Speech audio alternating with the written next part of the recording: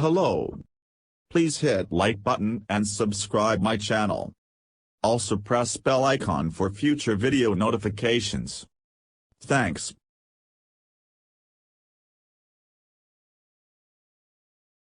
NASA on Monday named the 4 astronauts who will fly to the moon by the end of next year, including 1 woman and 3 men. The 4 were introduced during a televised ceremony from Houston, home to the nation's astronauts as well as mission control. "This is humanity's crew," said NASA Administrator Bill Nelson. The 3 Americans and 1 Canadian will be the first to fly NASA's Orion capsule, launching atop a Space Launch System rocket from Kennedy Space Center no earlier than late 2024. They will not land or even go into lunar orbit, but rather fly around the moon and head straight back to Earth, a prelude to a lunar landing by 2 others a year later. The mission's commander, Reed Wiseman, will be joined by Victor Glover, an African-American naval aviator, Christina Koch, who holds the world record for the longest spaceflight by a woman, and Canada's Jeremy Hansen.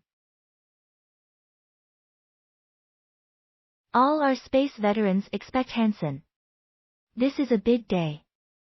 We have a lot to celebrate and it's so much more than the 4 names that have been announced," said Glover.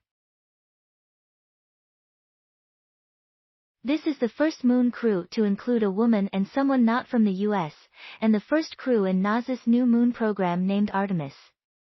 Late last year, an empty Orion capsule flew to the moon and back in a long-awaited dress rehearsal. During Apollo, NASA sent 24 astronauts to the moon from 1968 through 1972. 12 of them landed. All were military-trained test pilots except for Apollo 17's Harrison Schmitt, a geologist who closed out that moon landing era alongside the late Gene Cernan. Provided this next 10-day moonshot goes well, NASA aims to land 2 astronauts on the moon by 2025 or so. NASA picked from 41 active astronauts for its first Artemis crew. Canada had 4 candidates.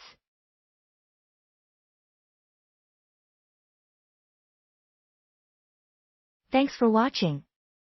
Please subscribe my channel for more videos.